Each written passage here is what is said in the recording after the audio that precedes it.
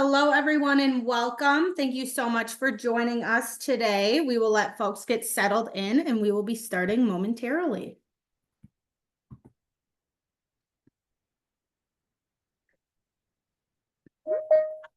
All right, again, and welcome, and thank you so much for joining us for our Engaging in Advocacy for Hispanic Latino Behavioral Health Equity, Advocacy in Action with our presenter, Marilyn Sampilo. Today's presentation is brought to you by the Great Lakes MHTTC and SAMHSA. The Great Lakes ATTC, MHTTC, and PTTC are funded by SAMHSA under the following cooperative agreements. The views expressed in this training are the views of the speaker and do not reflect the official position of DHHS or SAMHSA. The ATTC network, or the MHTTC network, uses affirming, respectful, and recovery-oriented language in all activities. If you would like to stay connected, follow us on social media. We have a Facebook, LinkedIn, YouTube, and our podcast channel. And I do have a few housekeeping items for you all. If you have any technical issues, please individually message me, Alyssa Kuala, in the chat section, and I would be happy to assist you. Any questions for the speaker today, please put them in the Q&A section of your toolbar, and we will do our best to get them all addressed. If you need the live caption or live transcript, please enable them by locating the captions option in your Zoom toolbar.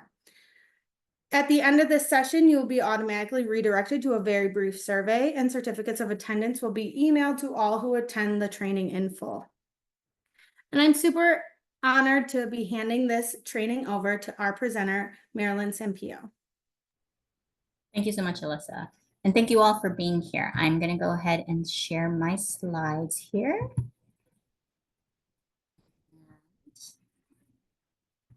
See, slideshow view. All right, so hopefully you all are able to see my slides. If for some reason you can't see my slides, just let me know. But I'm really excited to be here with you for session 3.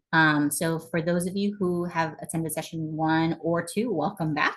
And if you're new to our learning series today, I hope you are able to get quite a bit of information out of this one. We're going to be really sort of like skill focused and advocacy action plan focused today. So hopefully there'll be some really great content for you. So I'm just going to go ahead and get started. Just a few housekeeping items on my end in terms of disclosures. I have no conflicts to disclose. I just want to do a brief introduction to myself or for myself for folks who maybe have not attended the first few sessions. I'll be really brief about that. But this just tells you a little bit about who I am and some things that really are important to me in terms of my personal identity, but also my professional identity, as a lot of those aspects of my identity influence the advocacy work that I engage in and influence the things that are really important to me.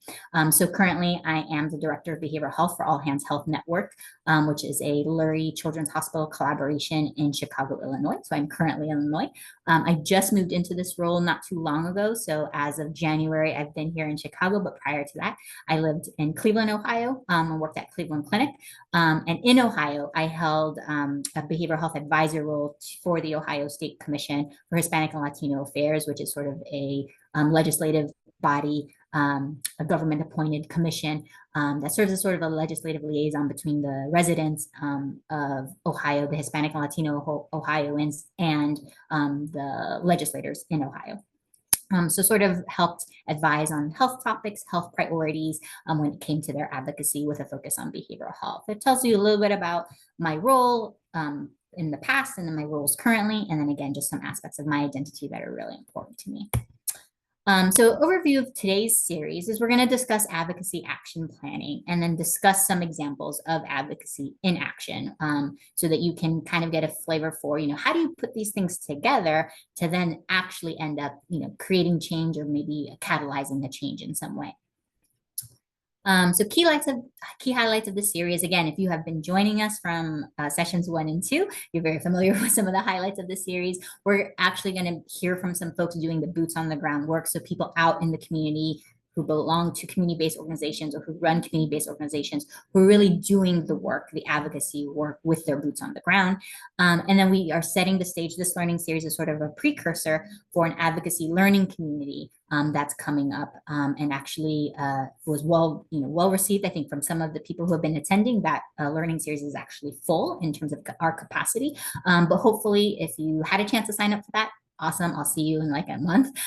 If you did not get a chance to sign up for that, please, continue to share your interest in advocacy, and that always will help influence maybe potential programming in the future.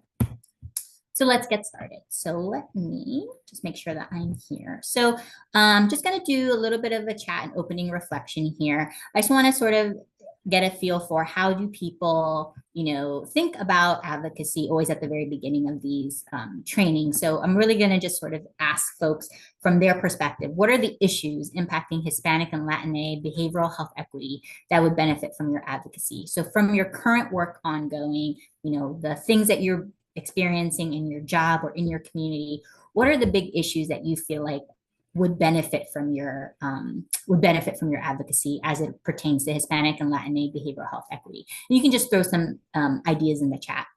And alternatively, the other question that I'd like folks to sort of reflect on is what might you need to be able to engage more actively or more effectively in advocacy? What are some of the things that you think would be key or important for you to have that would allow you to do that?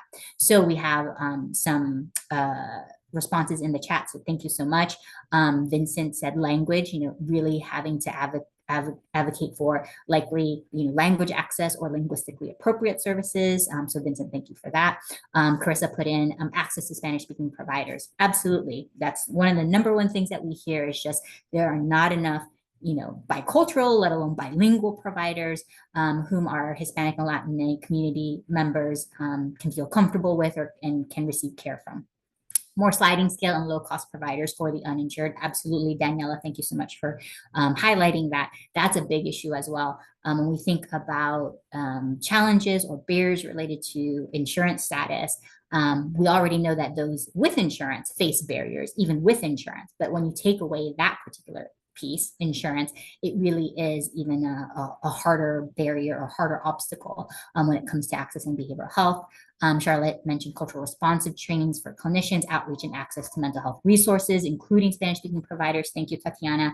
And better informed on the specific traumas experienced by immigrant youth. Absolutely. Thank you so much, Daniela, for highlighting that. I want folks to, part of, thinking about advocacy is understanding the experiences so that you can share with folks what you need to advocate for, right? So when we think about immigration or migration to the United States, folks don't necessarily think about maybe the trauma that's associated not only with maybe their experiences prior to migration, but then the traumas experienced with migration, and then subsequently to getting to the United States and what happens after that as well. So when we think about the migration journey, sort of all of the potential trauma that's associated with that or that might be experienced.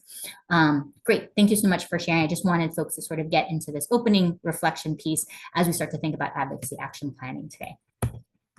Go ahead and okay, so for our objectives for today, we're going to discuss the utility of an advocacy action plan, and then we're going to outline some key components of an advocacy action plan.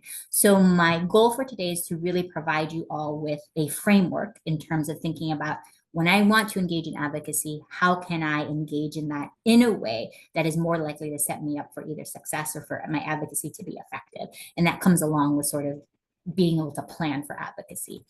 The other objective for today is then to review an example of effective advocacy for Hispanic and Latino behavioral health equity. And I'm going to highlight some of the work that we've done in Ohio as an example of how you put some of those pieces together and then put that plan into action. So when we think about any kind of, advocacy or any kind of big thing that we're trying to accomplish, when we think about goals, we really are thinking about how do we accomplish goals? And I want folks to think of advocacy as basically a goal. Advocacy is both a process and a goal, in my opinion. So there's a process to advocacy, but then the effective advocacy is also a goal. We hope to be able to catalyze change. And so when we think about goals,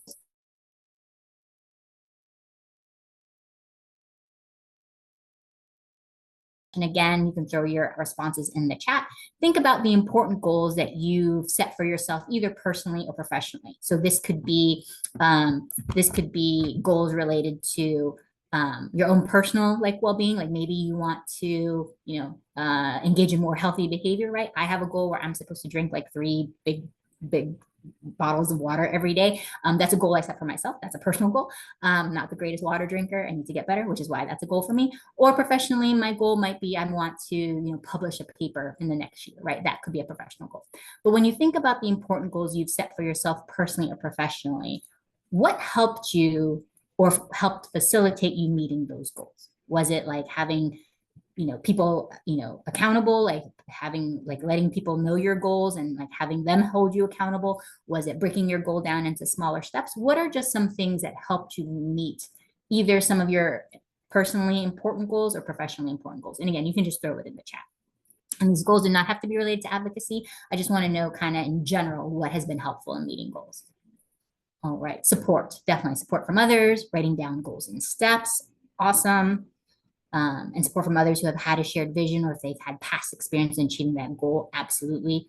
Empathy, great point, Bianca, thank you for that. And so setting up how I will take a step towards that goal daily, absolutely. Having friends and family hold me accountable, absolutely. So a lot of what I'm hearing is like having like other people support you in the goal, sort of like they're either holding you accountable or they're like facilitating you meeting that goal. And then taking that goal and making them seemingly like smaller or like more manageable steps. Setting up realistic goals in small steps, any towards progress, support from other people, writing them down and writing the ways I'm going to accomplish my goals. Absolutely. So thank you so much for your responses. And you can continue to throw them in there as you wish.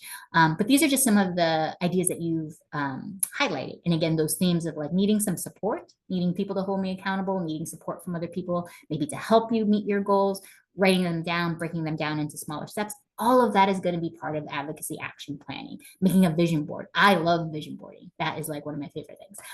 So I love that you included that. So just thinking about that when it comes to advocacy, those pieces are going to all be a part of it because frankly, advocacy requires strategy. So I think some folks think advocacy is intimidating. And one of the reasons that I think folks find it intimidating is because you kind of don't know where to start. And also it feels like it's a big undertaking. What I want folks to take away from this learning series is when we're talking about advocacy, we certainly can be talking about legislative advocacy, but even if you're just advocating within your organization, all advocacy really requires some form of strategy for it to be probably its most effective. And so you see this image of this gentleman who's looking at basically a bunch of Post-its on his board. He's like sort of trying to figure out like how to make sense of it, how to make a plan. And that's kind of what advocacy is about in terms of thinking about the strategy. And the advocacy action plan, which is what we're sort of talking about today, is one way to sort of put that strategy into motion. So I like to think of advocacy being broken down into these 5 M's. Making a plan, mobilizing support, monitoring progress, mapping the landscape, and messaging and methods. And I read those out of order, so I apologize. But it's making a plan, mapping the landscape, mobilizing support, messaging and methods, and then monitoring progress. But these are sort of the 5 M's that I'd like to think of advocacy as sort of parts of that advocacy action plan or the strategy that you're going to undertake. And I'm going to go through all of these individually. So making a plan. Part of making a plan for advocacy starts with clarifying values. And that can be clarifying your own values as an individual. It can be clarifying your organization's values, right? If you're doing advocacy for like on behalf or within your organization, is clarifying what the values are that are guiding sort of your advocacy work. And by clarifying values, you may say to yourself, we're talking about Hispanic and Latino advocacy, behavioral health advocacy. Maybe your value is ensuring social justice or ensuring equitable services when it comes to minoritized and marginalized populations, right? And so if that is one of the core values, then that clearly leads to areas of potential advocacy or areas of work that you might want to focus on. And you can do that again as an individual, but also as like an organization. But once you clarify those values, or what are the things that you're really honing in on, then you start to identify those problems or issues that you can address. So if, again, we'll go back to like behavioral health equity. Okay, so within behavioral health equity, that is a value. That's something that I really hardcore believe in. It's something my organization has made a priority and prioritized as a value. Now, when it comes to Hispanic and Latino behavioral health, what are the problems or issues that are impacting that, right? So maybe that is access, language access. maybe we aren't providing best practices in interpreter services, or maybe we have not been very active and intentional in our strategy to recruit bilingual service providers, right? So what are the problems or issues that are tied to those values? And so that's why we always start with values, because that will naturally lead into identifying where the gaps are. Once we identify that gap, so let's just take, for example, it is we have not been intentional in our retention, so both our recruitment of bilingual providers, but then also keeping our bilingual providers happy and wanting them to stay at our organization, right? There is some research to show that bilingual providers experience additional work-related stress because of different demands that sometimes are placed on them in terms of like, navigating boundaries of like, I'm a provider, but I also sometimes serve as a translator or interpreter when that's not really my job, and feeling like there's a lot of burden placed on bilingual, bicultural providers. And so sometimes it leads to burnout, and sometimes leads to folks leaving certain places of work to pursue opportunities elsewhere, right? And so maybe that is our issue. That's the issue that we're trying to solve. Well, now we have to figure out, what is the landscape for that problem, right? So what is the problem in terms of researching the problem? Like, what are all the factors that are driving that problem? And then what is the current landscape? So for example, that can be, what are we currently doing in this space? What are some of the other organizations within maybe our geographical area? What have they been doing, or what are they doing when it comes to this particular problem? What have we tried before, and how successful or unsuccessful has that been? And so now you were thinking about like, what is the current landscape, or what is the current status of that problem, right? And the landscape also includes like figuring out like who else in this space, might we want to partner with, or would be good stakeholders in terms of addressing this problem. And that can be like partner organizations. It can be, maybe we're working with a local university because we're trying to think about recruitment. But just sort of thinking about like, who are all the players and potential stakeholders when it comes to this particular problem. And then once you've sort of outlined the problem and really identified the landscape, then it's also about setting goals. Okay, so I love what some folks wrote about in the chat previously about breaking down their goals. I like to think of advocacy as broken down into short-term, intermediate term, and long-term goals. And the reason being is that if you only set long-term goals, more than likely your process and you as an individual engaging in advocacy are going to experience a lot of frustration, because advocacy is just not an overnight thing, right? It does take a long time sometimes for change to occur. And so if you can break your advocacy effort down into, okay, short term, this is what I'm hoping to accomplish. Medium term, this is what we're hoping to accomplish. And then long term, this is sort of our end game. This is kind of like the end goal, right? If you're able to break those down into smaller goals over smaller periods of time, it allows you to maintain progress and maintain momentum while also being able to sort of like deal with setbacks appropriately. So not feeling like your advocacy efforts completely derailed if you don't meet this one short-term goal, but rather it's like, okay, well, we didn't meet that short-term goal, let's reevaluate, but it doesn't sort of throw off the whole effort.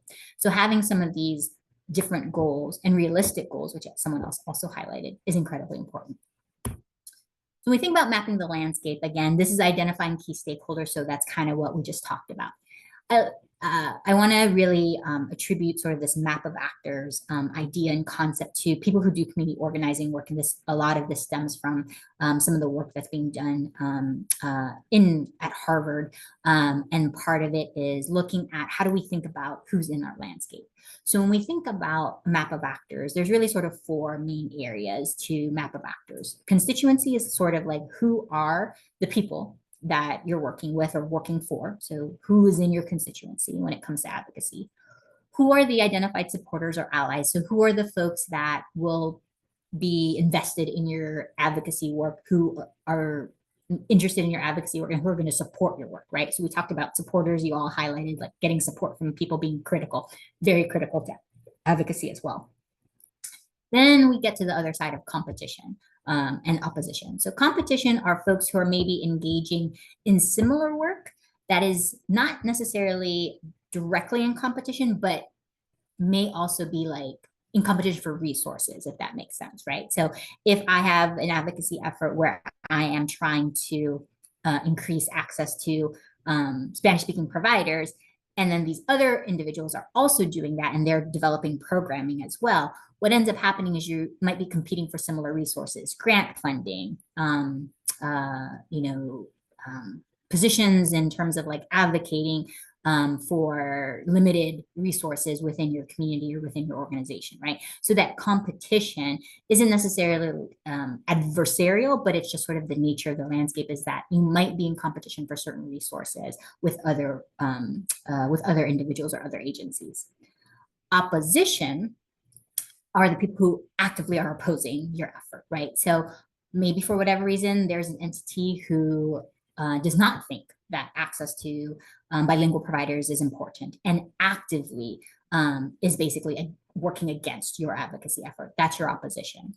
When you think about these map of actors, your goal and your team's goal, and we'll talk a little bit more about your team in a minute, is to either one, move your opposition at least into another bucket that isn't opposition, so they're not actively working against your advocacy effort, or is at least to minimize the effect of that opposition, right? And so that's when we think about advocacy, it's always about us doing our best advocacy work, but part of our best advocacy work is also understanding like what is working against it, right?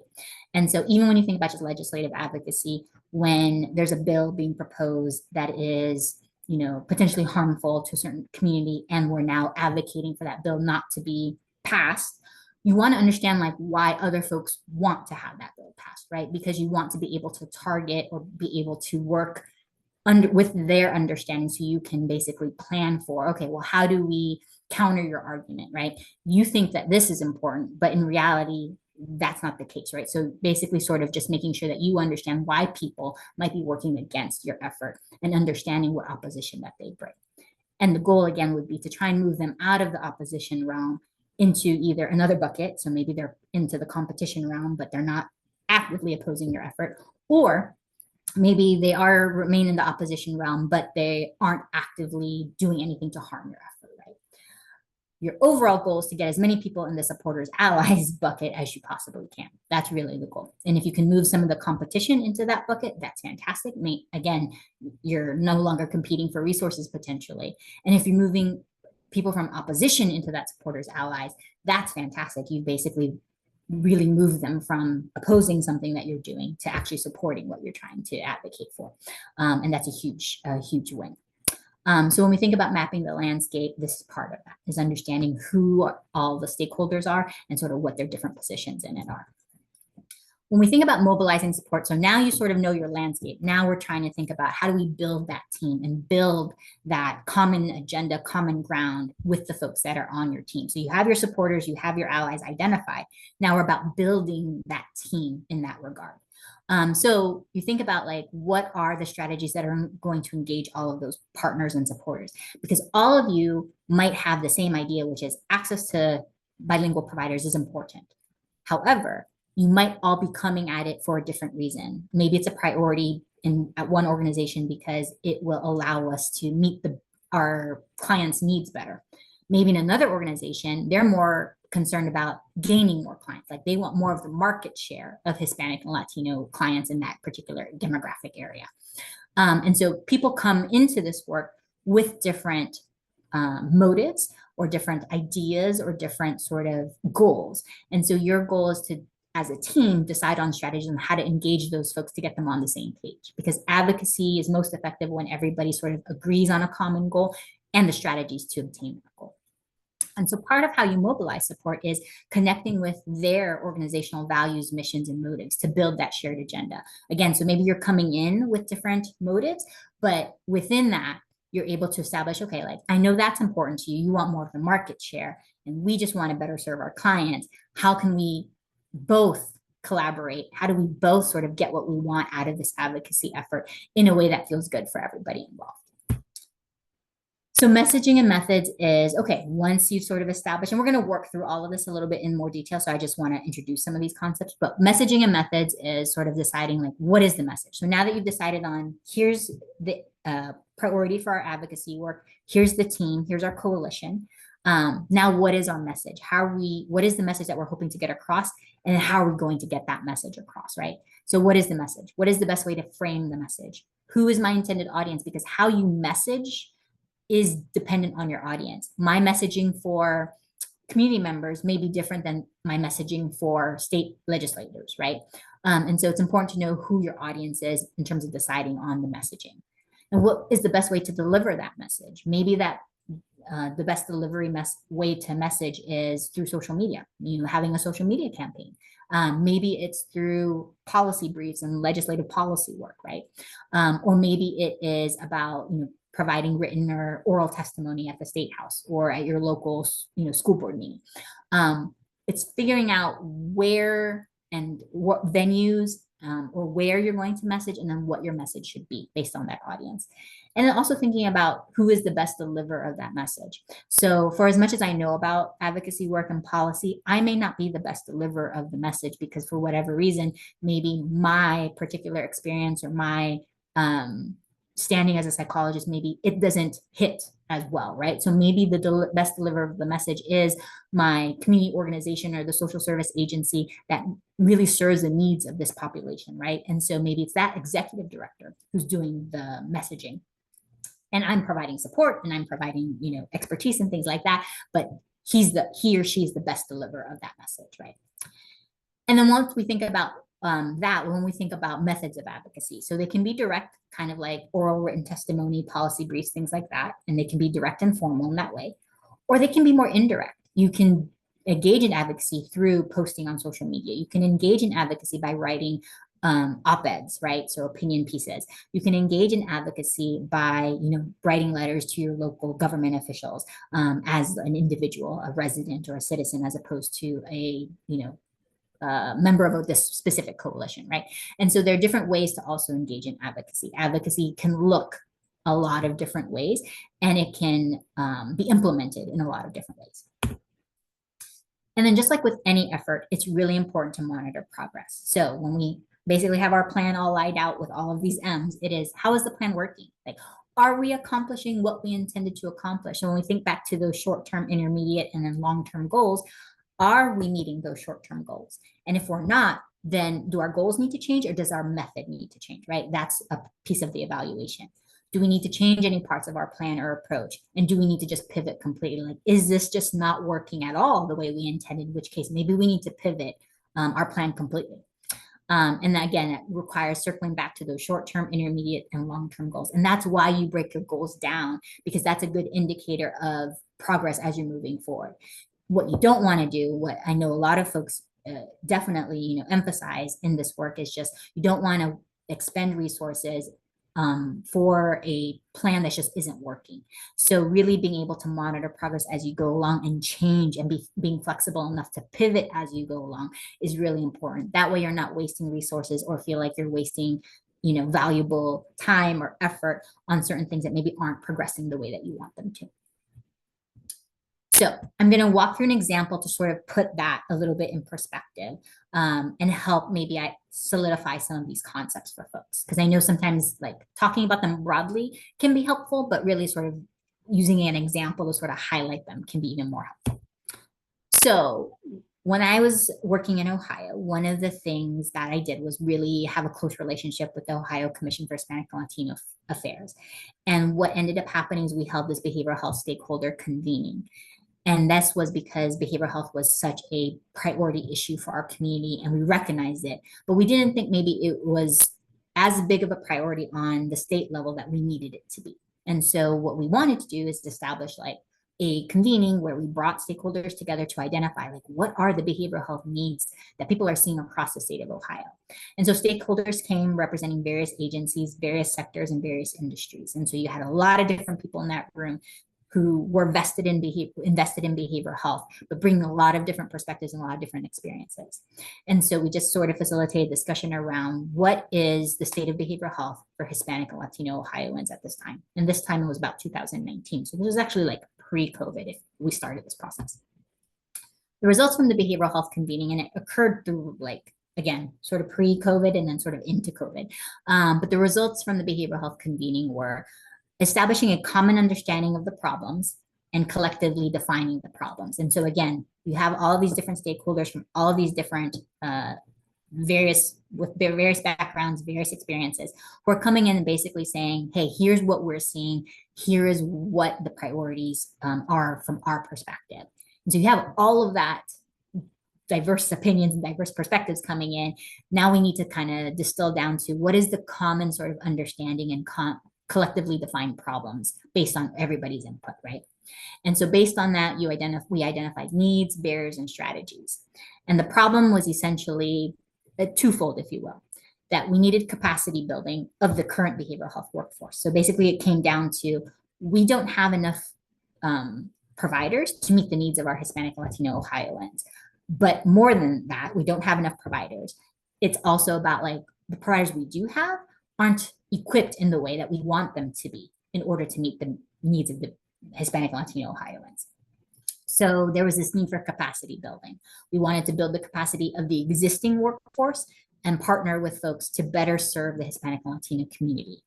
In addition to that, there was sort of this undercurrent of, we also need more people. So it's like, we want providers to be better equipped and feel more confident working with the Hispanic and Latino community.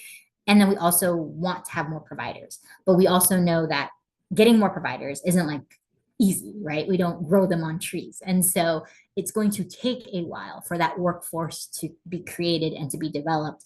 But in the meantime, our problems aren't getting any smaller. So we need to make our workforce that currently exists in Ohio more culturally responsive, more linguistically responsive to better meet the needs of the community. And while we're working on that, we can also try and work on that workforce issue. So there's sort of two goals in there.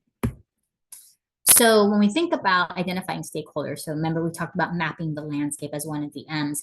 This is sort of a worksheet that is helpful for the work that I do and some of the teams that I work with when it comes to advocacy is trying to identify who those stakeholders can be. So again, when we did the stakeholder convening, there were folks from a variety of different backgrounds who attended those initial meetings. And so one of the ways that some of those folks could be identified is by identifying like, who are the different organizations, and frankly, what are their missions and what are their values? Every organization, every community-based organization and other organizations have some sort of core mission that sort of guides their work. And so what is that mission? What are those values? If you can identify that for folks in your community, you can start to get a picture for like who might be good folks to partner with and build our advocacy effort along with. And what are their priorities or projects? Like, what are the things that they're currently invested in or interested in? And so for our work in Ohio, there's a lot of folks, particularly community-based organizations in various parts of Ohio, who are very interested in how do we improve behavioral health access because they were seeing the need day to day, people walking in their doors, right? And so a lot of their priorities and projects were pivoting to how do we address the behavioral health need. We're not necessarily behavioral health entities ourselves, but we're seeing a lot of the need. And so now we're needing to try and build the behavioral health capacity within our own organization, within our own agency. So it's like looking at, so in terms of mapping and scanning, it's identifying who's in your community, what are their mission and values, what are maybe the priorities and projects they're currently working on. And then it's, okay, so maybe this might be a good partner. Do I have an identified contact at this organization? Do I know someone there who I can reach out to already? And in some cases you might, and in some cases you might not. We call those like a cold call. If you don't know someone there, right? It's a little easier if you know someone there because you can just sort of reach out to that person who you have an established relationship with and say, hey, could we set up a 30-minute meeting? I just want to talk to you about this problem that I'm seeing in the community and maybe ways that we can partner to address it. But if you don't have that contact, then it's trying to figure out, okay, who would be the best contact now that you can reach out to? Is that the executive director? In many cases, it may not be the executive director, right? Maybe it's, the community liaison, or maybe it is a community health worker at that organization, or maybe it's the behavioral health social worker at that organization.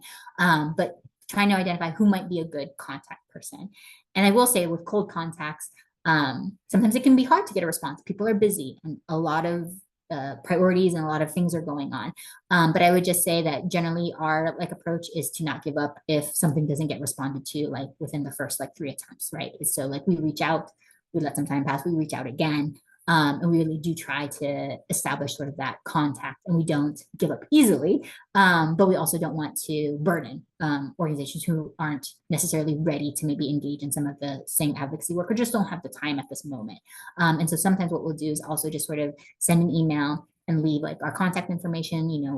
If this is of interest to you in the future, please don't hesitate to reach out, and then always sort of try and circle back every once in a while. And then outreach is just sort of tracking those outreach attempts. Like I said, we don't necessarily give up easily. Advocacy work takes a lot of effort. So we don't give up easily, but we also don't, again, want to burden organizations. So we do track our outreach attempts just to try and ensure like, okay, like I feel like we've done our, we've made our best effort. We'll circle back, in a couple of months. But our initial outreach attempts, we've exhausted those initial 2 or 3 or however, whatever your team decides is like the threshold for that. So based on, identifying all of those stakeholders and sort of mapping like who all the players are, we were able to identify local partners, state partners, regional partners, and national partners in terms of like thinking about this advocacy effort. And I know we're talking about Ohio, but we went outside of Ohio and to identify national partners is because part of building the capacity for our behavioral health providers in Ohio was obtaining additional training and professional development opportunities that national entities, like for example, the Great Lakes Technology Transfer Network, or like the National Hispanic Latino Behavioral Health, Mental Health Technology Transfer Network, which is now the Hispanic Latino, I think, Center for Excellence. But they were able to provide some of the training that we provided for state providers. So that's why there were some national entities involved as well. So message and methods. Okay, so when we identified that as our biggest issue is ensuring that we were providing as much training to better equip our providers in Ohio, then it was about, okay, how do we get support for this, right? So how do we message this need to local, state, and national stakeholders? And we used various methods and modalities of communicating that messaging. We wrote community reports that were disseminated to not just legislators in the state, but also like local leaders and stakeholders. So we wrote community reports. We wrote policy briefs. We I think we set up some meetings with some legislators. We set up meetings with like different state departments, Department of Health, Department of Education, I believe. But we discussed some of these issues and some of these advocacy efforts with different entities in order to try and again build sort of like that wide reaching sort of coalition to try and help expand not only the impact of the messaging, but also get additional support. Again, we're trying to build that supporters or allies bucket when we think about the map of actors. And then we took a combination approach to messaging. So some of it was informal and indirect, and some of it was direct and formal. So we did, sort of highlight things on social media. We did have people we encouraged people to share individually on their own social media about some of the issues that we were experiencing to try and again, garner some attention for the issue and raise it to the level of awareness that we needed to. So thinking about amplifying the messaging, we had to take sort of different approaches to that. So as I mentioned, some of the approaches that we can use when it comes to advocacy is like writing policy briefs.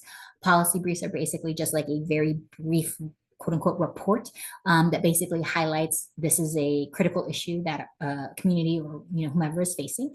And here are some legislative or here are some policy changes that could potentially help improve the state for that particular issue that we're facing. So this is just sort of like a template. I'm just providing this as an example of some of the different methods of messaging, right?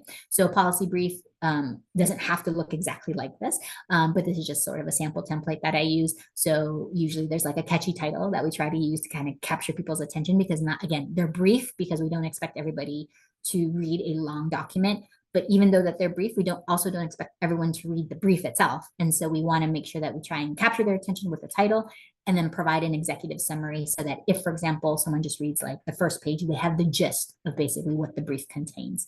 But the brief also will contain like a statement of problem, the current research, the current data that illustrates the problem. And that maybe sets the stage for some policy changes to help make the problem better and improve the state of the problem. We do a policy overview and then we make some recommendations. Like what are our policy recommendations based on this? If we made those policy recommendations, what would be the implications of those things and what would we expect to happen, right? So again, if it was something along the lines of access to behavioral health care for uninsured individuals, then maybe we're in policy recommendations, we're stating like, okay, improving or increasing organizations' ability to accept sliding fee scale or pro bono, work.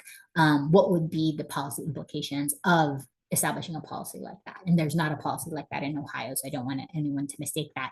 But if that was an example, it would be sort of, okay, what are the implications? What would we expect to see if that were a change? And then you'll notice there's just some tips at the bottom regarding the language and the tone that you use, the content you provide, and how you would organize the material. Again, policy briefs are meant to be brief, but you can attach like appendices. So like if you needed to include more information for the reader of your policy brief, you could through like appendices or like attachments and things like that. What was really critical, I think, to our work was that the Ohio Commission for Hispanic Latino Affairs was sort of the backbone of the work. So in any advocacy effort, there's generally going to be someone or some entity that really sort of holds everything together. They're sort of the core of the effort, right? And so OSHLA was sort of the hub and the core for this particular advocacy network and effort. And that was by virtue of the nature of the work. They're meant to be sort of a liaison between the community and the Ohio government, but also because they really invested in behavioral health. Prior to 2019, OSHLA was already engaged in like more behavioral health work than I think typically, you might see with commissions in general. And they had a leader, an executive director, and a board that was just really invested in behavioral health and really appreciated the magnitude of that problem for Hispanic and Latino Ohioans. And so was able to sort of continue to move this work forward. So what did all this advocacy effort result in? Well, it resulted in several webinars and learning series targeting behavioral health providers throughout Ohio. Cultural competency trainings for individuals and agencies. So some of these were in person, some of these were virtual, but we provided an extensive amount of those to try and help agencies and help providers develop more skills and resources and feel more equipped to work with Hispanic and Latino Ohioans and do it in a culturally responsive way. We also developed a mental health newsletter. So a newsletter would go out monthly. It also occurred twice a month during COVID because mental health was such a big need. So we actually published it more than once a month, but generally it was on a once a month cadence. And the mental health newsletter highlighted a mental health topic, but then also provided resources to agencies, and we targeted the distribution of that mental health newsletter to agencies and then to their providers. We then created these mental health navigator programs. So one of the things that we learned from all of this work was that it was hard to get folks connected to behavioral health at baseline. There were a lot of what we call point of contact barriers. So it was, someone would, Hispanic or Latino Ohioan would be identified for needing behavioral health services, and they might receive like a list of like just providers. And that list just didn't lead to any lead to progress. It didn't lead to an appointment. It didn't lead to a completed appointment. And we discovered that it's because there were a lot of point of contact barriers, that folks would receive this list of providers, but either A, they wouldn't take their insurance. Maybe the person wasn't insured. It was too far. They had a wait list that was like 6 or 8 months long, or they didn't have interpreters potentially available or couldn't guarantee an interpreter, right? So these were all of these different barriers. You make these phone calls, but then you hit a brick wall, right? And so what we discovered was with all of these point of contact barriers, we needed a system to try and help address that. And there was an agency in Ohio who had already started to do work in this space, El Centro in Lorraine.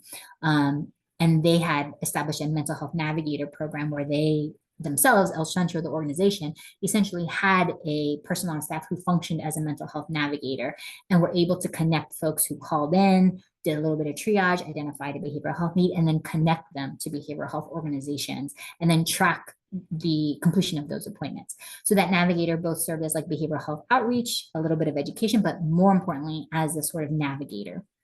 And so we learned of that model in Lorraine and said, this would be great in other parts of Ohio to really try and help connect folks to behavioral health without necessarily having to navigate all of these different point of contact barriers.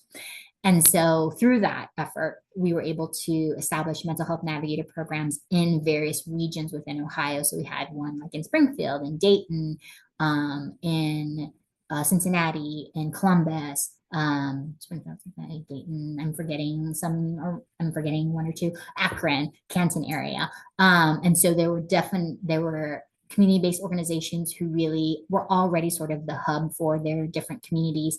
And then we were able to get them additional resources to create these navigator programs, or at least these mental health outreach programs.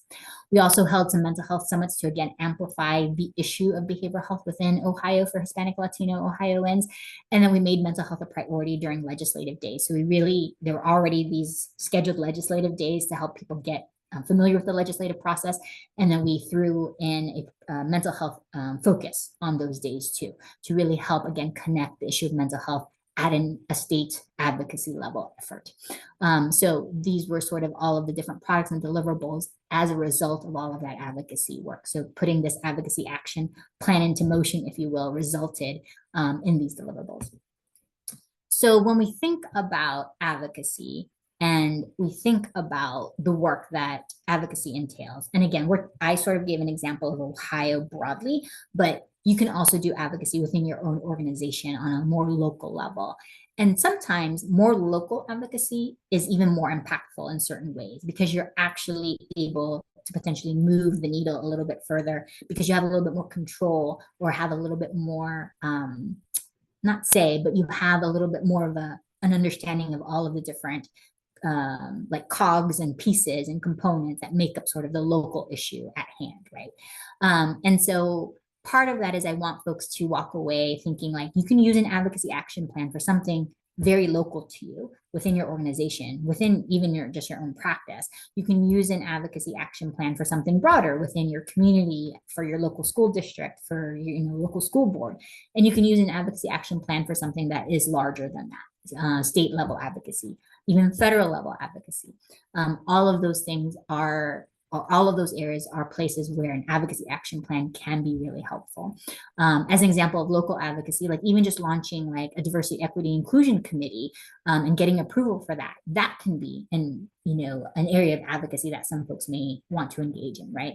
A DEI committee that looks at the policies and processes within our own organization to really try and make it more equitable. But maybe you have to get leadership approval or permission to launch a DEI committee of some sort. And so advocating for that and the need for that, you can use an advocacy action plan in that way, identify partners, maybe their coworkers, colleagues, middle management, executive leadership who are going to be on, stakeholders to that committee. But you can use that same process for different levels of advocacy, different activities within advocacy.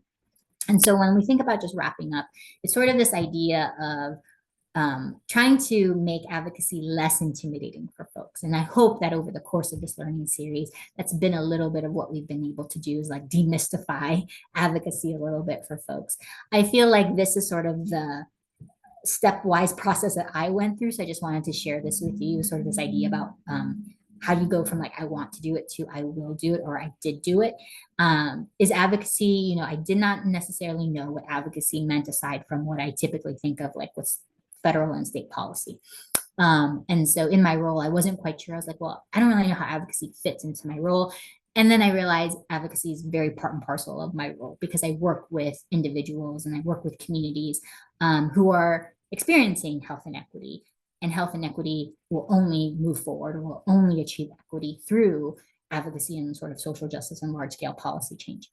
And so I went through this sort of like, well, I want to engage in advocacy, but I don't really know how to do it and I find it intimidating, right? So sort of like I was in this phase of I want to do it. But once I got sort of like into like, okay, well, it's intimidating, it's scary, I don't really know what I'm doing. So I need someone to sort of tell me how to do it, right? And there's not like a how-to manual necessarily, but there are like tips and strategies, just like I've shared today, of like things that might make it more easy to engage and try to figure out like how to do it.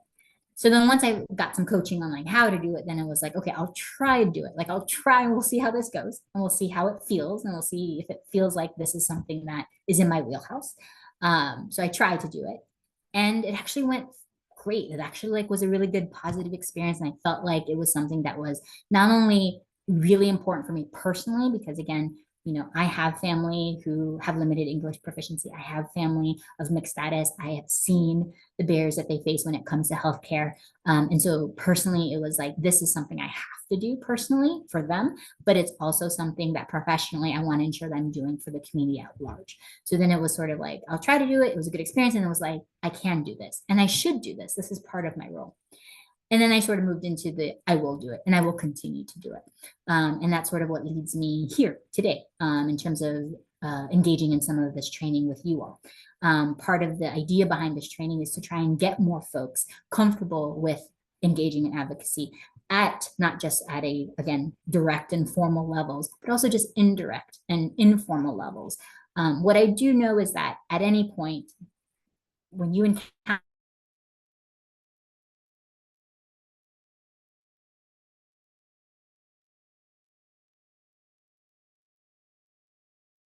a way to sort of think about how can I translate all of the good work I'm doing into something that maybe catalyzes a bigger change and potentially helps move us a little bit more forward when it comes to equity. And so this whole process of like just moving from this feels intimidating and scary, but it's okay. I'm going to try it out and then I'm going to do it. And it's actually not so bad. And now I'm going to continue to do it because I feel like this is really important. And so I hope that you all have the same similar experience. And again, I know some of you folks are already engaging in advocacy, but if anything, hopefully this just provided you with some additional tools. So when we think about next steps, I'd like to just sort of think about what might be your next step. And so I'm just going to open that up for a brief discussion in the chat. So when you think about like engaging in the advocacy work that you're thinking about, what might be a next step? And you can put it in the chat if you want to identify like what that next step is.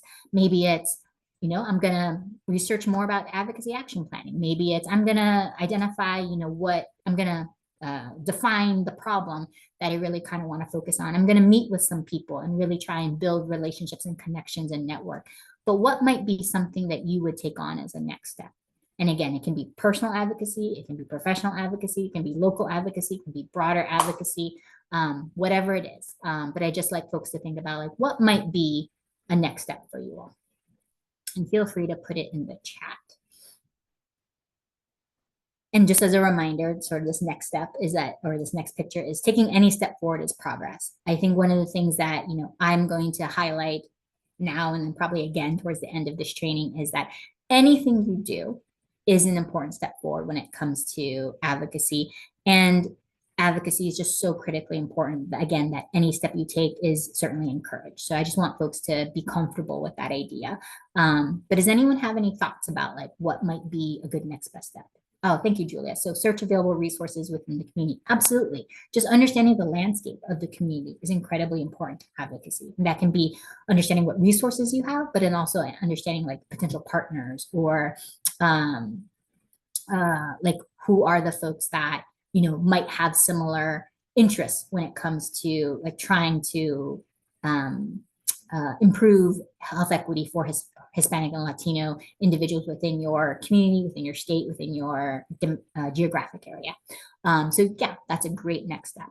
And so I think for some of you folks, you're also attending the learning community, which is a great next step. We are going to actually be doing advocacy action planning in action, having some like work around that, working through some worksheets, working through some templates to kind of help folks really put this into motion. So I'm excited for that as well. Working towards destigmatizing mental health, absolutely. That's an important area of advocacy. It's like we cannot we cannot effectively work towards behavioral health equity without reducing stigma to begin with. So that's an important area. And possibly having meetings with leadership. Absolutely. It's just, thinking about like, okay, like when I've identified a focal area or priority area, then maybe having sort of one-to-ones with folks in leadership or middle management about, okay, how can I raise this issue forward or how can I push this issue forward? Speaking to the underserved community to see what their needs are. Absolutely. We focused a lot on social justice advocacy and that being critical. And that's an important part that we need to remember is that whoever we're advocating for or advocating on their behalf, that they're partners in that work, right? And so our work is guided by them. And in advocacy action planning and the worksheet that I usually provide, there's like a sort of a box that requires you to sort of check in on your accountability. So that progress monitoring is also about like checking back, like, are we still in line with the needs of the community are? And hopefully members of your community are part of your coalition. That would be central to your coalition. But even so, just always going back and thinking like, are we still centering the community's needs in our work? Absolutely. So thank you for that. So Jess, so overall, my take-home point for everyone is at least remember to take that step. So to achieve Hispanic Latino behavioral health equity will require all of us to take action to do something. Again, it can be local, it can be broader than that, but certainly just to do something. And each of us has a part to play, and it might make us uncomfortable, but that's all a part of growth, right? Just like when kids experience growing pains, they literally experience growing pains when their bones are growing. That's part of sort of the growth that we experience in professional growth, is that each of us might get a little bit uncomfortable by doing something that might be a little bit outside of what we typically do or outside a little bit of our wheelhouse. But that discomfort is a price or sort of the sign of growth. But equity and social justice are both goals and processes, and advocacy is a critical imperative for both. So in order to achieve either, advocacy has to be a part of the plan in order to really achieve equity and social justice.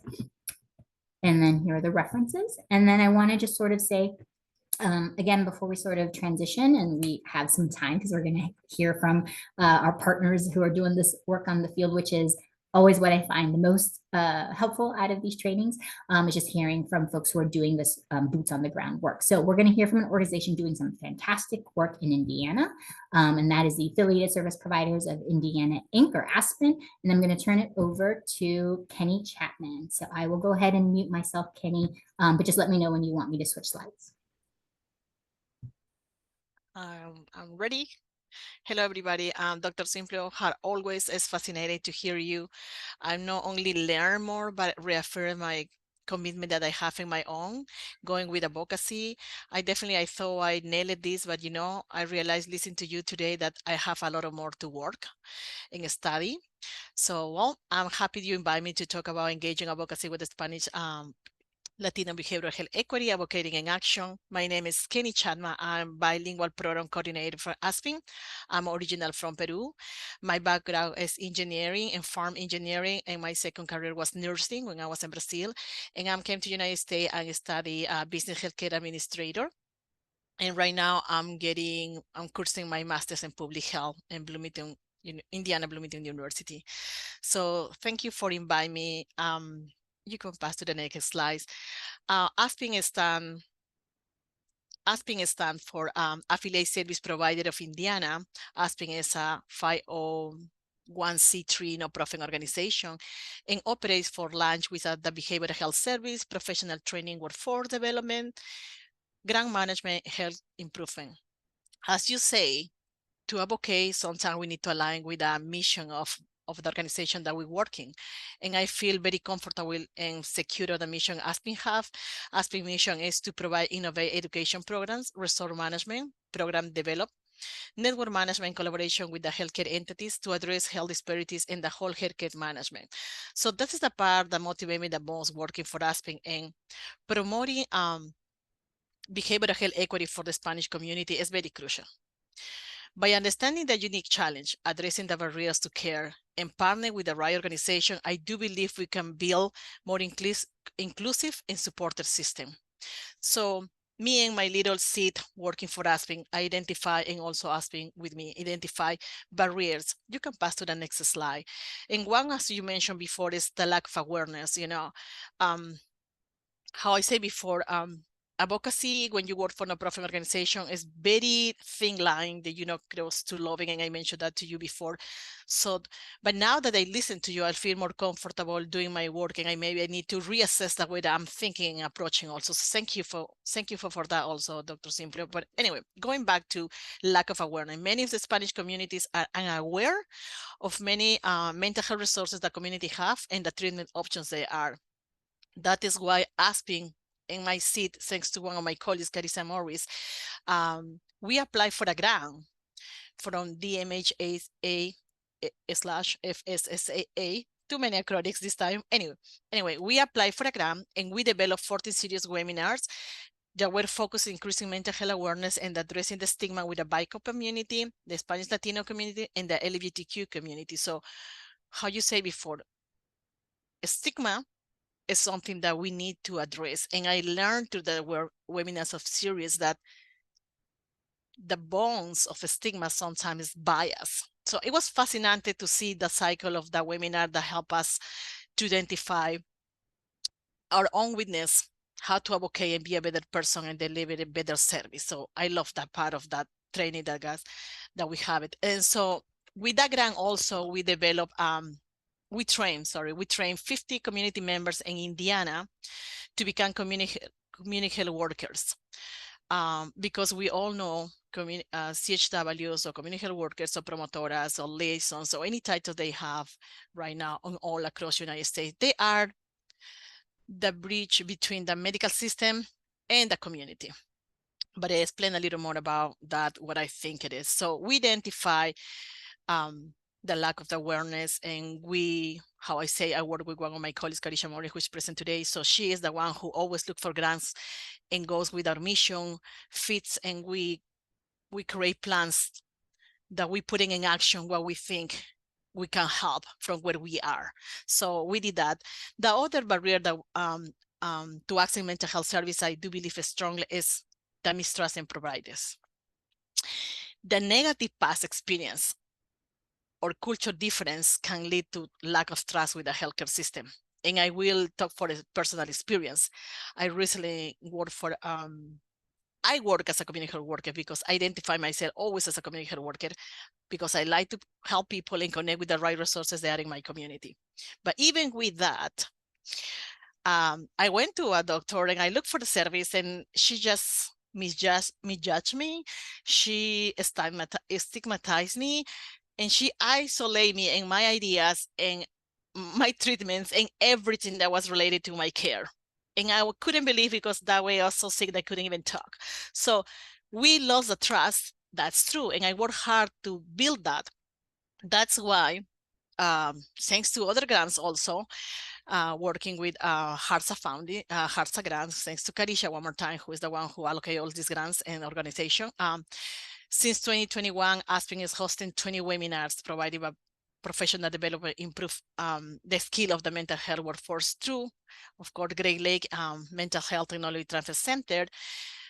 Also, Aspen has developed a telesalud network to a HARSA grant with the idea to increase mental health service and build trust with the providers through the community health workers. If you hear me say about community health workers, it's because Aspen is one of the 3 entities that train community health workers in Indiana.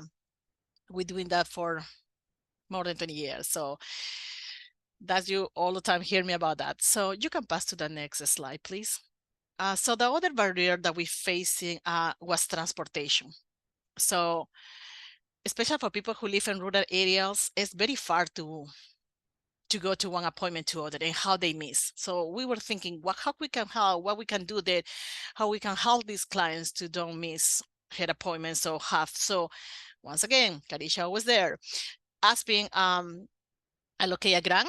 So now we're creating the telehealth network. We're developed this telesalud directory, which is gonna be for the community and for the providers. So we're gonna have 3 roads now, and more we going. It's gonna be for community health worker group. It's gonna be for providers and mental health area. And we're gonna also a little bit about other care. So that way it will be integrated. So, and we're going forward when we're looking for other grant to keep the sustainability even of this, looking for a person who is gonna help people to even guide through that directory that we are creating, because how you say, in the Spanish community, the barrier of language is big, and also technology literacy. So we need somebody who help them how to find the right system. So anyway, we keep working, we keep looking for things that can help us to help the community. So that's one of the things. The other is challenge transportation. Aspen, once again, provide trainings for CHWs. All her trainings are online and also self-paced, so they don't have to go any place. So those are the barriers, that's the actions that we're taking to go. The other barrier that we identify is financial constraints. So as you mentioned before, lack of insurance, high costs of preventive care. For many of us, even just go and see mental health, it's expensive maybe, or maybe they consider they don't have the right support.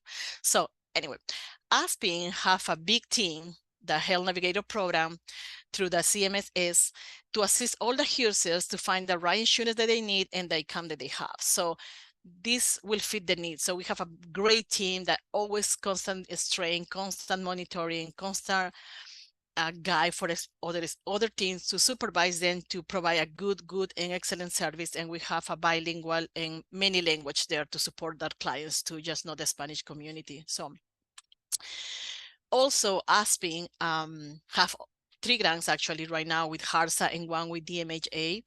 So we provide a scholarship and training to our students.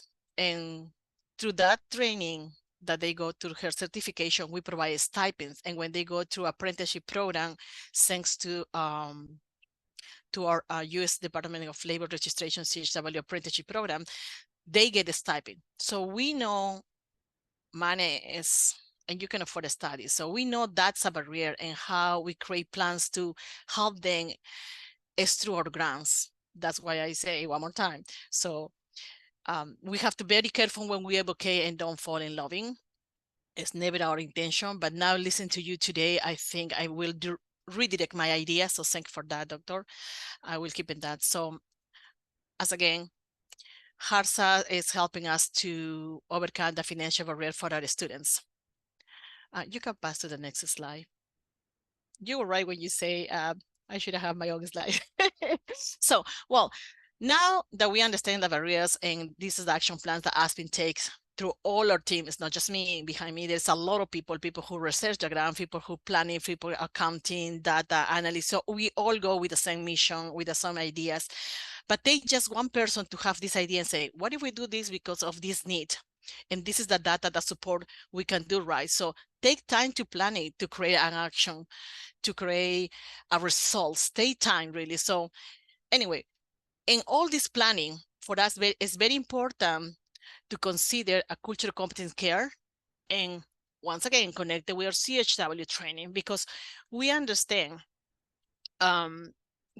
traditions, and for us it's very important that and we recognize the therapists who are familiar with the Spanish-speaking norms, values, and traditions. They provide better and more relevant care for the clients. So that's why when we have our webinars, our speakers have to be acknowledged of the just no educational wise, but also how you say in the foot, in the ground, know what the community need, access, and what is the barrier they face it, because sometimes that barriers, you don't find it in a paper or in a data, you find it in the ground within. So that's why we have, okay. The next one is, once again, language accessibility, sorry. The access to mental health service in the Spanish community in any other language is very crucial for effective communication and also for treatment. That's why Aspen, once again, all our programs for certified community workers are done in Spanish. I'm the one who translates in 9 months our core program for CHW, chronic care, domestic violence, opioid-based, opioid impact family support, and domestic violence, all of those. And you say, oh, why we did that? It's because we know the wave of migration in Indiana is growing very rapidly, and I think it's going in all United States. So we have in Indiana more families from Venezuela, and these students that I call now, because they are my students, they have education, but language is still a barrier. Her English is so low, but her education is high. So how you expect somebody get a better English if he cannot work because he cannot talk? That happened for me because I experienced, when I came to United States, mental stress. Even if I thought I could speak English, I was completely isolated. I didn't know what to do, and I didn't know where to go. I didn't know how to do. I didn't even know how to pay my bills, my simple bills for electricity, water, and all of that. So this stress not only was mental, but took my body, I would say. I have too many scares, lack of trust in the medical system, because the nurses, they didn't assist me that well, and they didn't answer my questions. I couldn't even understand the papers are in English. So I know when I talk about the lack of trust in the medical system, I know the barriers because I experience, and that's what I have to find better ways.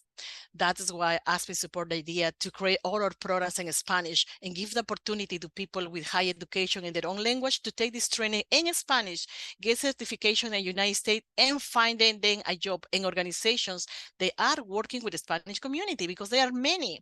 So many of my students right now are working in different places, not exactly with medical field. They are like school liaisons,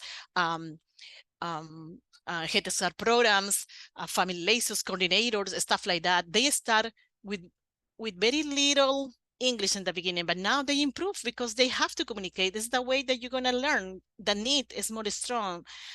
How we say in Spanish, the need is the mother of everything.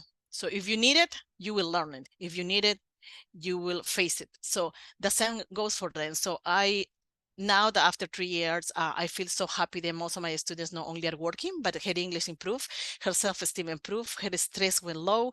They can find, and now they want to educate, they want to go to college, they want to get, because I have a doctor. And I will tell now my story a little bit that I share.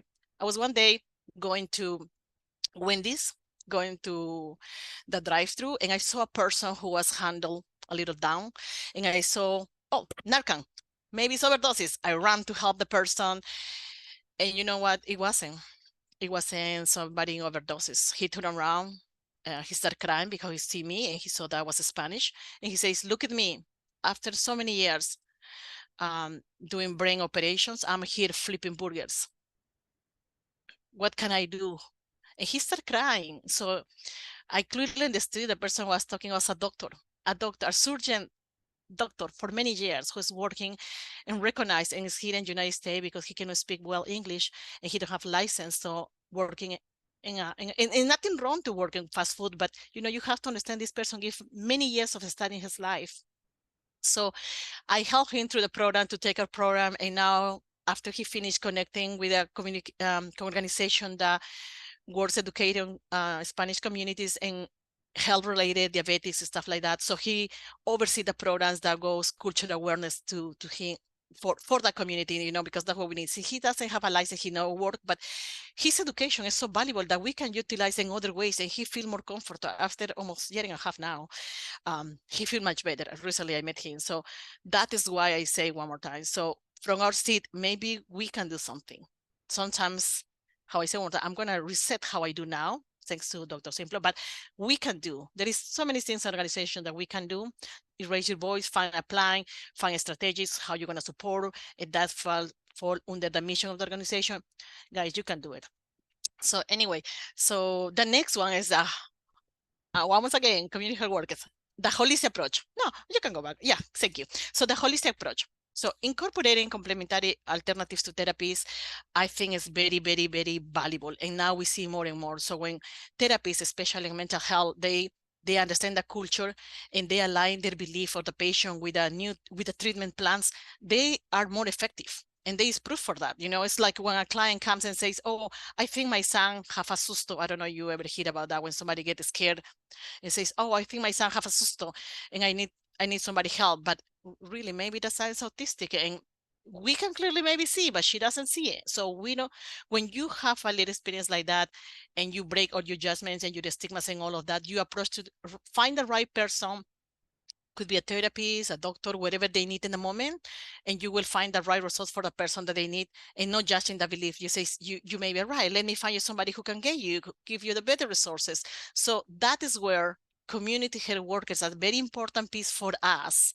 And we know that they are the bridge between the medical system and the community. For me, as a community health worker, because I still working as a community health worker, we are the ones who also work addressing all the disparities of health. What I try to say is, we work with houses, finances, educations, neighborhood, insurance. So we don't directly sometimes deliver those resources, but we connect it with the resources that are in the community. That's why webinars, connections, workshops are very important for community health workers gain more skill, because those skills are going to need it in the field. So I do believe, and ASPE believe that we use our community health worker, we utilize it more in a more holistic approach. So our training goes on and beyond. So once again, as for leaders community health worker, I say this before I forget it, can advocate for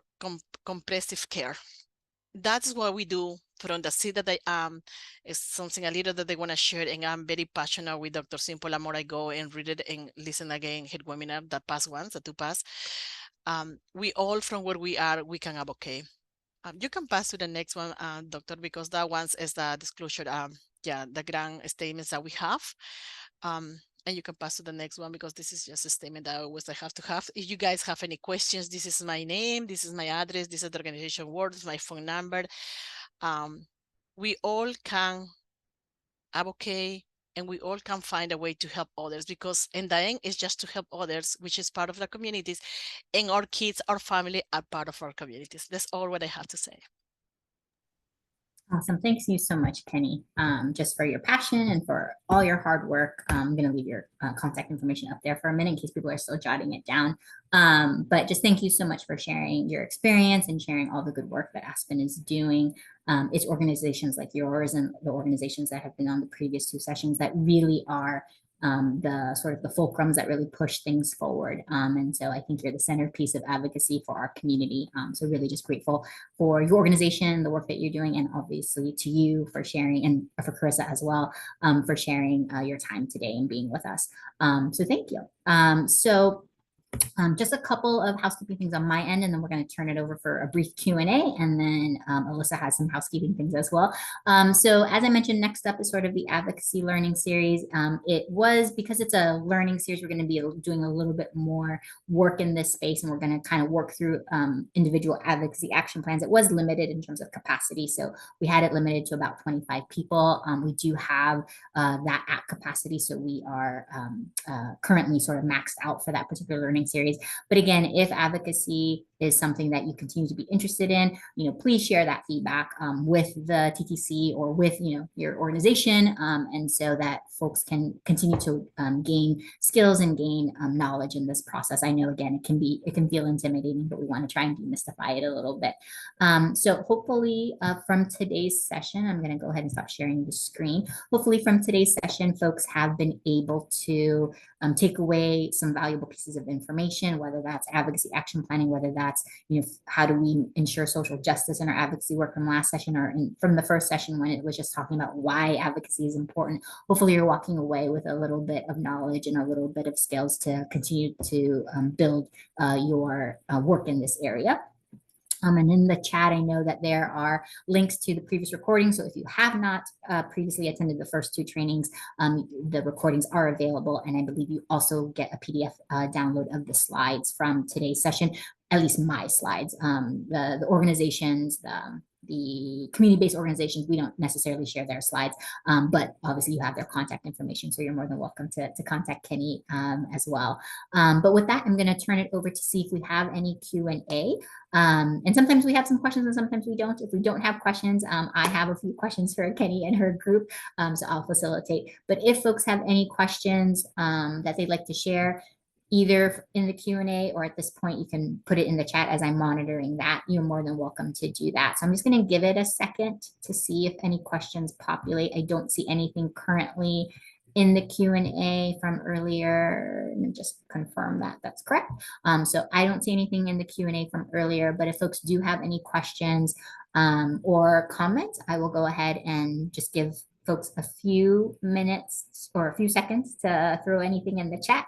Otherwise, I do have, a couple questions for Kenny, just to see if she has any additional words of wisdom for you all. And then after that, we'll turn it over to Alyssa for housekeeping. But just going to give it a second or two to see if anyone has questions. And again, you're more than welcome to throw them in the chat at this point.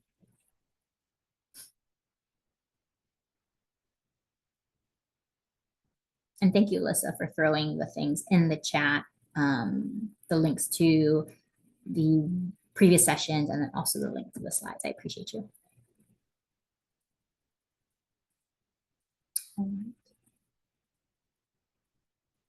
Well, Kenny, as we wait for questions to see if anything populates, I did want to ask you one question to see, as that might help some of the folks who are thinking about engaging in some of this work, who might belong to organizations such as your own. Would you say that you have any lessons learned or big takeaway lessons that you would share with people based on your own experiences when it comes to advocacy, just some take home messages for folks? I know you shared a couple already. Yes, no, I'm happy to share, because as I learn, I say too, one of the big things that you have to first find yourself what you're looking for fits where you're working with. That's the most important, because if you not align also with the organization you're working with, any effort that you go is going to go in the drain. So you have to be comfortable with number one with that. Second, always back yourself in data. Whatever you want to do, whatever you think you're going to create a plan, do your mapping, do your work, and there is not so much data. We come so many questions about the Spanish community. So there is other thing you're going to struggle with that. It is a barrier when it comes to planning, but there is things that you can make it happen. Combination of data. I learned about that. So I think that's when you do your plan, you will say, but I don't have this data. Where can I find it? What can I do? You have to also create your own as you go. You get it, the info, and you're gonna create. I will say that. And the last one, I will say, even if a project that you create doesn't end how you think, don't put yourself down, because the ending will open doors for something else. How we say in Spanish, if a big door is closed, windows are gonna be open. So you may be saying, oh, I didn't achieve this.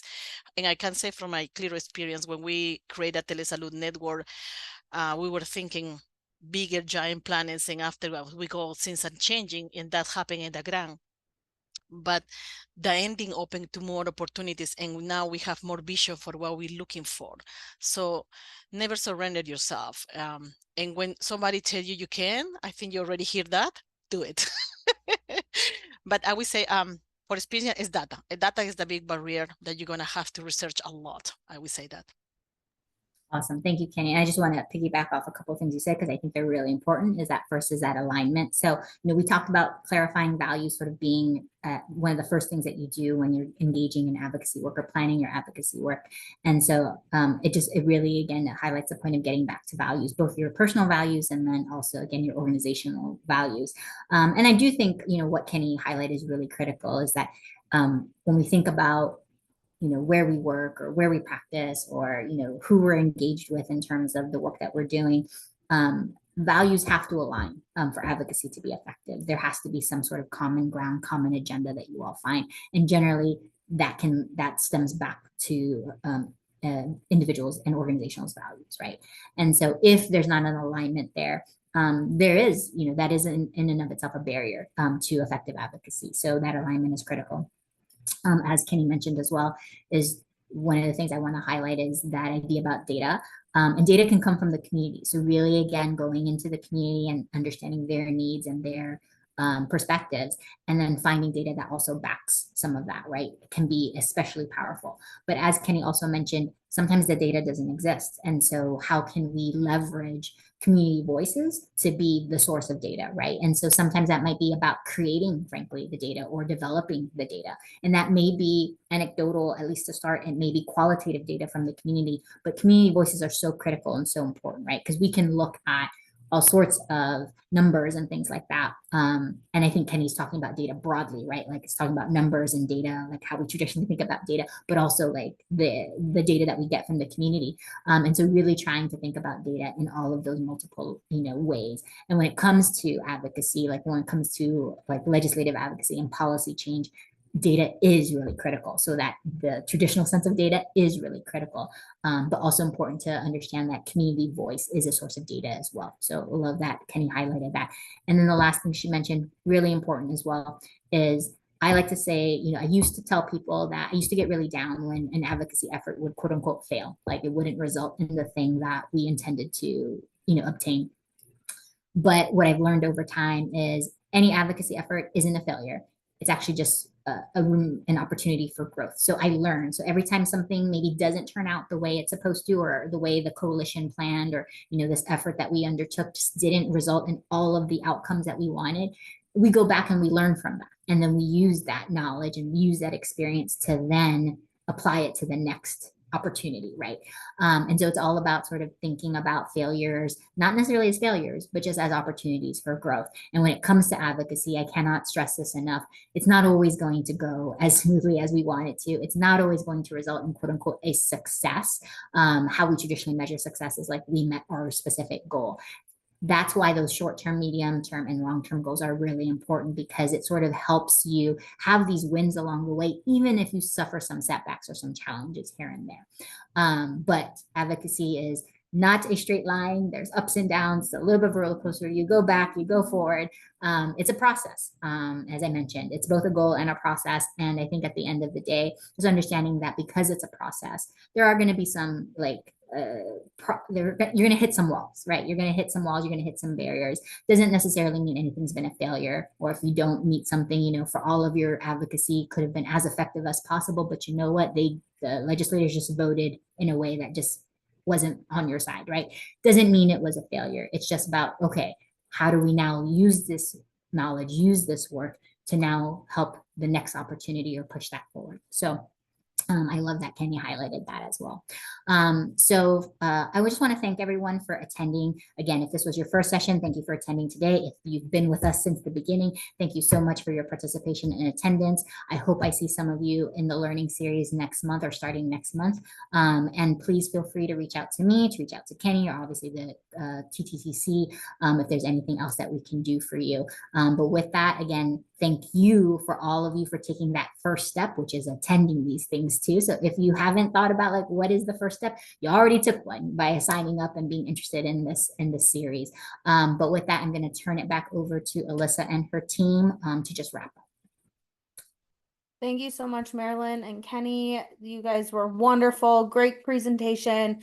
Everyone on the call, I did put a few links in the chat. Like Marilyn said, I have links in there from part 1 and part 2 that includes the recording and the slides. If you could please take 2 to 3 minutes to fill out that post-event survey, your feedback is greatly appreciated. You will be also redirected. But if it's easier for you to click the link in the chat, you are more than welcome to do that. You only need to fill it out once. Certificates of attendance will be sent out via email to all who attend today's session in full. We do not offer any partial credits, so certificates should be sent out by the end of this week. Please always make sure you check your junk and spam folder. Sometimes our emails do end up there, unfortunately. But otherwise, we really appreciate you all being on this call with us today. And we thank you, Marilyn and Kenny and the team, for your wonderful presentation. Thanks, Alyssa. And just a last plug, please take a moment to fill out those surveys. Those are really critically important to the TTC, just from, helping them, decide on programming and things like that, getting feedback and improving the experience for attendees at these different webinars. So please, if you have a few minutes, please make sure to fill that out. So just wanted to reiterate that. And again, just want to thank you all for your time. I know everybody's busy, but the fact that you signed up for this or registered for this and spent an hour and a half of your day with us means a lot. And certainly I think it indicates your commitment to this work. So thank you so much for being committed to this work and being interested in this work. So again, thank you all, and please feel free to reach out if there's anything that I can do for you.